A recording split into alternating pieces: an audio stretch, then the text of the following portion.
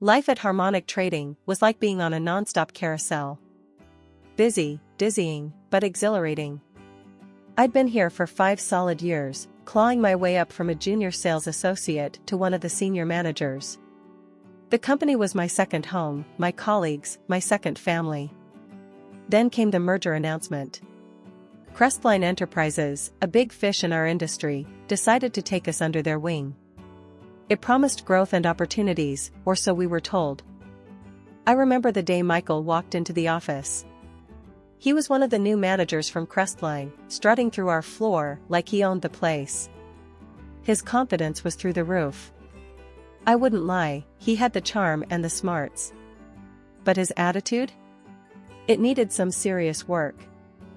"Hey, I'm Michael," he said, extending a hand with a grin that felt a bit too rehearsed. "Emma," I replied, giving his hand a quick shake, firm enough to mean business. "So, you're one of the hotshots from Crestline?" He chuckled. "Something like that. And you are?" "The person who makes sure this place doesn't fall apart," I shot back with a half smile, trying not to roll my eyes. Michael raised an eyebrow and laughed. "I like you. You're straightforward. We need more of that around here." The first few weeks were a blur of introductions, meetings, and countless strategy sessions. Michael and I ended up collaborating on several projects. He had good ideas, but his execution was sloppy. It was all broad strokes with him, no attention to the nitty-gritty details. That was where I came in. As the merger solidified, so did our working relationship. Those late nights weren't so bad. Michael had a way of making tedious work seem fun. We'd order in some greasy takeout, share ridiculous stories about our college days, or argue over who the greatest rock band was. It was during one of these debates he said something that caught me off guard. "You know, Emma, you're not like other managers here." I paused, mid-bite of my burger. "Oh, really? And what makes me so different?" "You don't just push papers and kiss up to the higher-ups. You get your hands dirty. You make things happen. It's impressive." I smirked, wiping a smear of ketchup from the corner of my mouth. "Flattery will get you nowhere, Michael." He laughed, a genuine, head-thrown-back kind of laugh. "I'm serious. It's refreshing. You're refreshing." From that point on, things shifted. What started as mutual respect slowly turned into something more. I didn't see it coming. Maybe I didn't want to. But there was no denying the spark between us. 2 years zipped by, and before I knew it, Michael and I were saying I do in a small, no-fuss ceremony. Just close family, a few friends, and the promises we figured we'd spend a lifetime fulfilling. Meanwhile, my career didn't just inch forward, it leapt. I climbed up to senior manager and didn't stop there. I threw my hat in the ring for head of the department.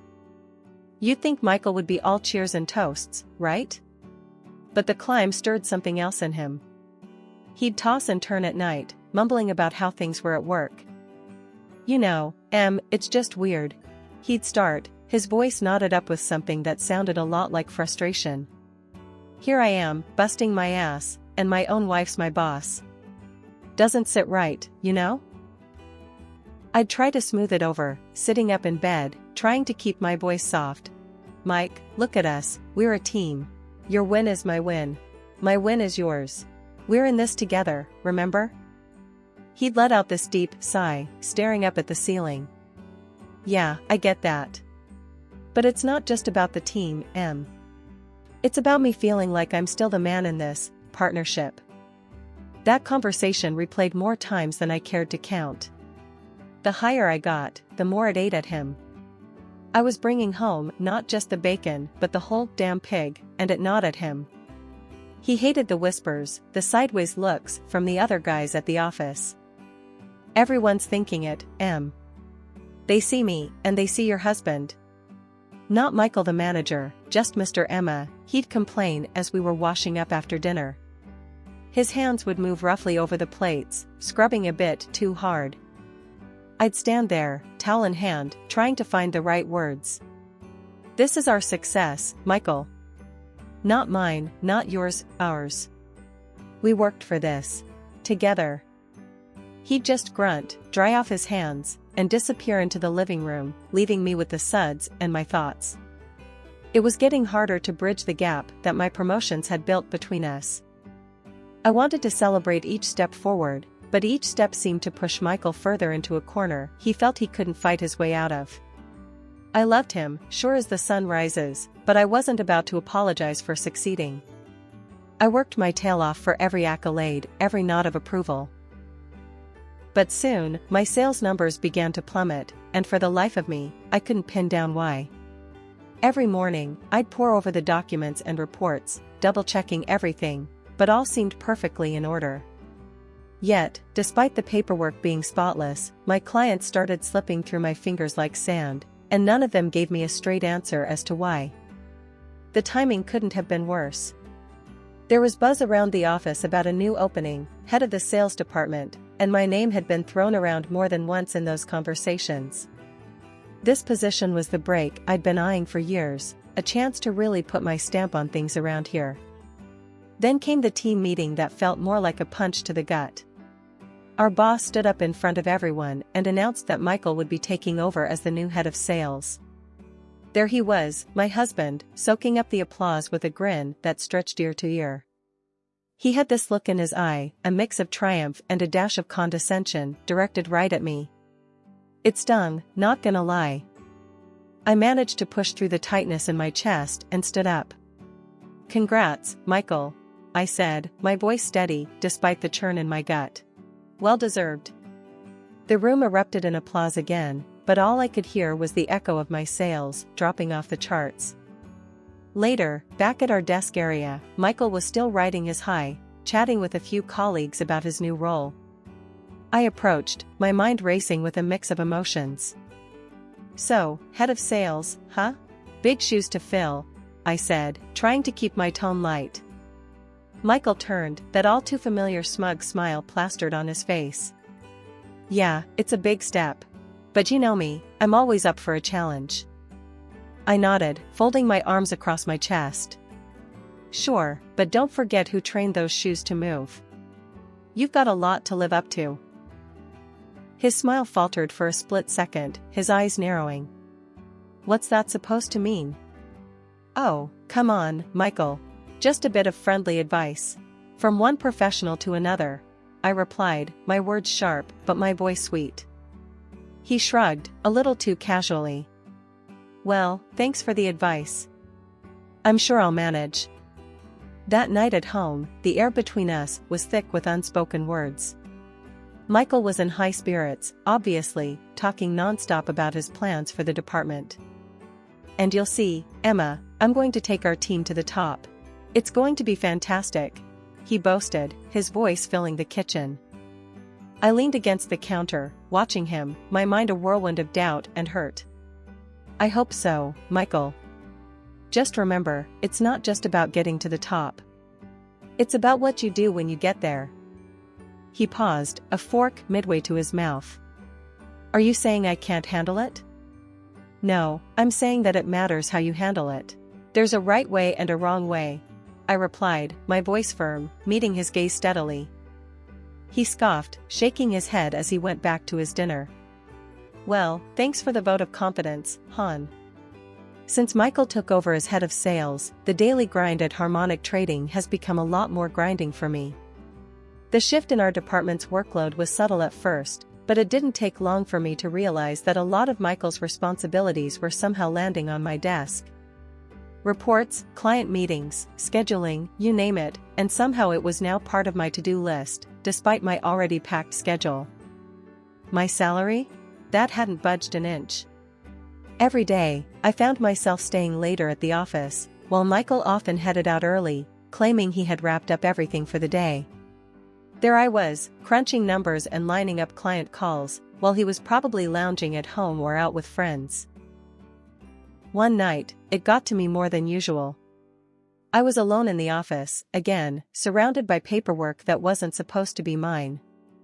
I remember staring at the clock ticking towards 8 p.m. and thinking, this isn't right. The next day, I caught Michael just as he was about to leave early, again. "Got a minute?" I asked, my voice tight with frustration. Sure, what's up? He replied, his tone light, oblivious to the steam coming out of my ears. It's about the workload. Since your promotion, I've noticed I'm handling a lot more. Like, a lot, I said, trying to keep my composure. Michael just shrugged, his casual attitude adding fuel to my fire. Well, we're a team, right? What's a little extra work between spouses? A little? Michael, this isn't little. I'm practically running the department after hours while you're out having a good time. And let's not forget, without the pay bump, I shot back, my patience wearing thin. He paused, seemingly caught off guard. Come on, Em, all the money goes into the same bank account anyway. What does it matter? That argument again. It wasn't just about the money. It was about fairness, respect, and honesty, none of which he was showing me at the moment. It matters because I'm your partner, not your secretary. I need you to pull your weight in the office, not just at home in front of our friends and family, I said, my voice firm. Michael looked uncomfortable, shifting from foot to foot. All right, I get it. I'll make sure to balance things out more. Good, I replied curtly. Because I'm not going to keep doing your job for you. We need to sort this out, or we need to think about making some changes. He nodded, finally seeming to understand the seriousness of what I was saying. Okay, I'll sort it out. Let's talk more about this tonight. Tonight, I agreed, not ready to let this go until I saw real change. That evening, though, as we sat across from each other at dinner, the conversation was stiffer, more formal than it had ever been. Michael talked about redistributing the workload, but his words felt hollow. I needed action, not just promises. After dinner, while Michael relaxed in front of the TV, I went back to my home office to draft an email outlining the specific changes I expected. If words weren't enough for him, maybe putting it in writing would drive the point home. After weeks of simmering tensions and unfulfilled promises, things reached a boiling point one hectic Thursday at the office. It was mid-afternoon, and I was buried under a pile of sales forecasts that Michael had promised he'd handle, but, of course, had landed on my desk instead. Just as I was about to call it a day and start on yet another task that was supposed to be Michael's, I spotted him packing up his things early, again. That was the last straw. I marched over to his desk, my heart pounding with a mixture of anger and fatigue. Michael, we need to talk. Now, I said, my voice low but firm. He looked up, surprise flickering across his face as he saw the anger in mine. What's up? I was just about to head out. No, you're not heading out. Not until we sort this out, I snapped, gesturing to the pile of documents cluttering my workspace. All of this was supposed to be on your desk, remember? The sales forecasts? Michael stood up, his expression shifting to one of annoyance. Why are you making such a big deal out of this? I thought you could handle it. Handle it? I'm not your assistant, Michael. I'm supposed to be your partner. I exclaimed, throwing my hands up in exasperation. He sighed heavily, then suddenly grabbed my arm and pulled me into the empty conference room. Once inside, he shut the door quickly behind us and rounded on me with a look I hadn't seen before. Listen, Emma, he began, his voice harsh and cold. You need to start showing some respect for the position I'm in. I'm your boss at work, and you'll do well to remember that.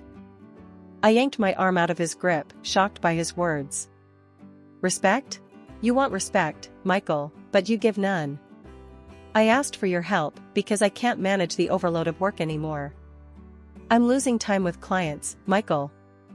The clients who are the backbone of our sales. Michael's face hardened. If you can't handle your job, maybe you should think about whether you really belong here.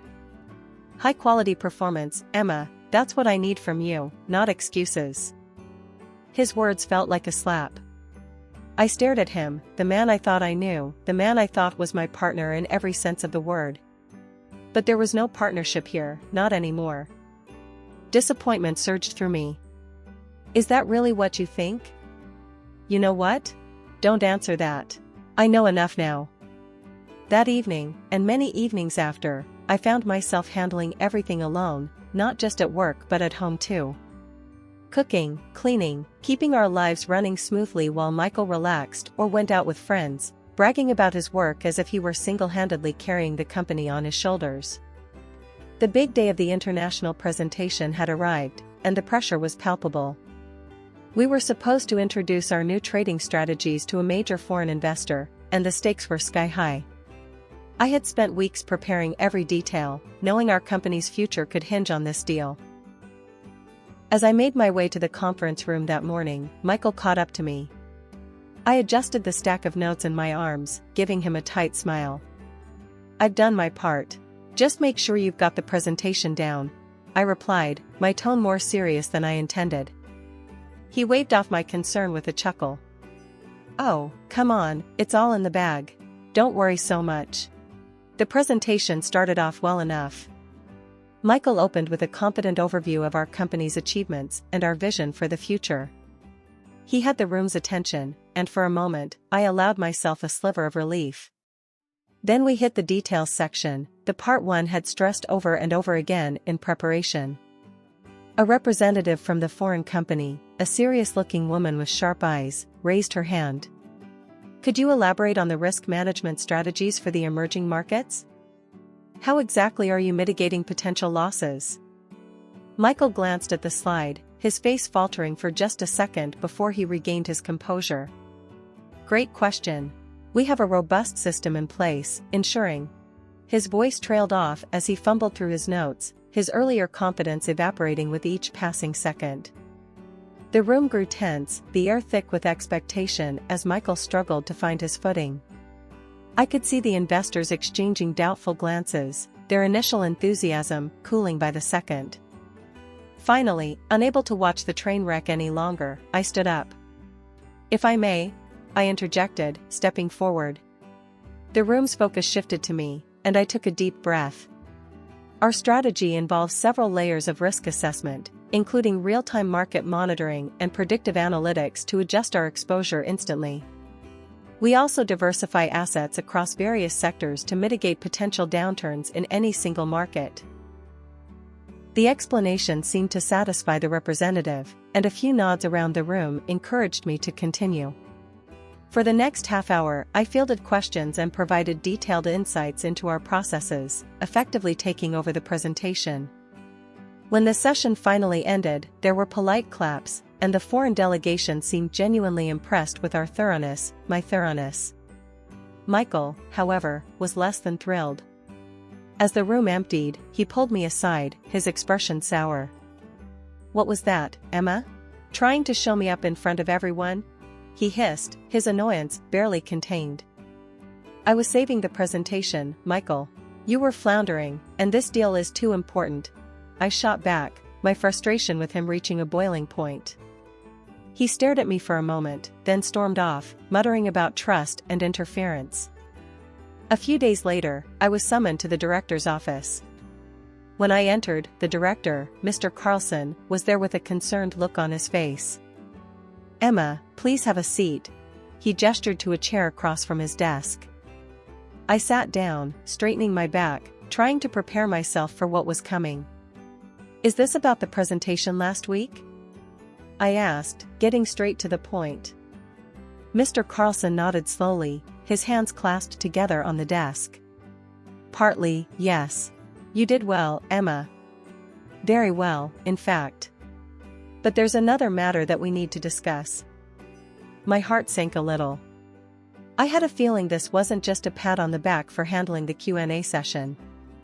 "It's come to my attention," Mr. Carlson continued, "that there was a request filed under your name a few months ago. A request to not be considered for the head of sales position due to personal reasons. Can you tell me more about this?" I stared at him, completely taken aback. I never filed such a request. I've always wanted that position. Why would I say otherwise?"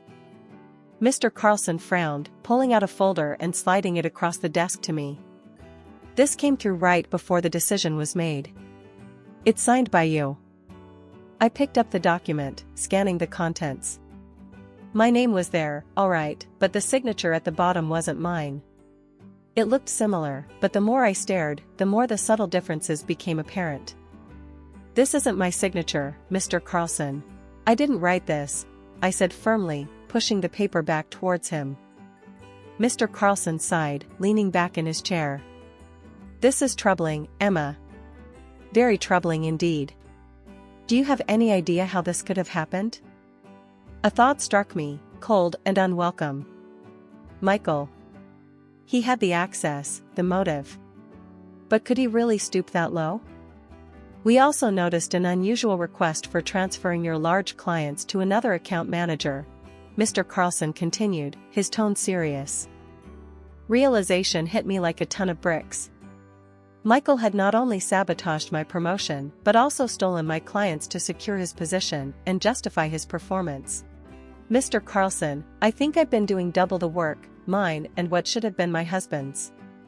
He's barely been in the office, yet his salary saw an increase, I explained, the bitterness evident in my voice.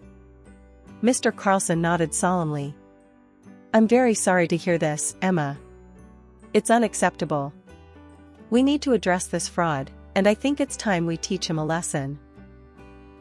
The plan Mr. Carlson and I came up with was both simple and brilliant. We decided that the perfect moment for Michael's comeuppance would be during the upcoming quarterly review presentation, a time when the whole department, along with several top executives, would be present. Over the next few weeks, I worked closely with Mr. Carlson, gathering all the necessary evidence and documenting every discrepancy and misstep made by Michael. Meanwhile, I played it cool around Michael, acting as if everything was normal. The day of the presentation arrived, and the air was thick with anticipation. I could feel my heart racing, not out of nervousness for what was about to unfold, but for the sheer relief that it was finally going to be over. As people began to fill the conference room, Michael swaggered in, confident as ever. He gave me a nod and a smug smile, completely unaware of what was about to hit him. Mr. Carlson started the meeting by discussing general performance and the goals for the next quarter. Then, he turned to Michael, inviting him to present his results. Michael stood up, clearing his throat, ready to bask in what he believed would be his moment of glory. He clicked to the first slide, a detailed chart of his supposed sales achievements. However, as he began to speak, Mr. Carlson interrupted him. Michael, could you please explain this discrepancy we found in the sales figures from last quarter? He asked, his tone neutral but firm. Michael paused, his eyes flicking to the slide, which now showed figures clearly different from what he expected. That must be some mistake, he stammered, flipping through his notes. Mr. Carlson clicked to the next slide, which displayed emails and documents, all pointing to the fact that Michael had been delegating his responsibilities to me without authorization, along with the forged document. And can you explain these, Michael? Mr. Carlson's voice was stern now, the room silent except for his words. Michael's face turned white as he glanced around, looking for any kind of support, but found none. His eyes finally met mine, and there was a flash of realization, of betrayal. Emma, why?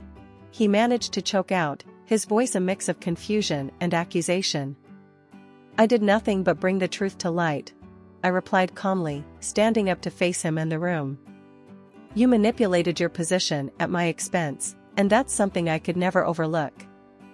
Michael tried to defend himself, but the evidence was overwhelming. As he floundered, Mr. Carlson announced that effective immediately, Michael was being dismissed, and I was being offered the position of head of sales. The room erupted in murmurs, some shocked by the revelations, others nodding in approval at the justice being served. Michael left the room hastily, his exit as dramatic as his tenure. The next few months were a whirlwind. I took over as head of sales, implementing changes and building a team based on trust and mutual respect. The work was challenging but rewarding, and for the first time in a long while, I felt genuinely appreciated and valued. Life at home, however, took a different turn. Michael and I decided to go our separate ways, a decision that was painful but necessary. The trust between us had been irrevocably broken, and we both needed to move on to heal. After the revelation, Michael's professional reputation crumbled. The industry buzzed with the news of his deception, and no company was willing to risk a senior position on someone with such a tarnished record. As I settled into my new role and life began to stabilize, I found myself reflecting on everything that had happened. I had learned some hard lessons about trust and deception, but I had also discovered my own strength and resilience.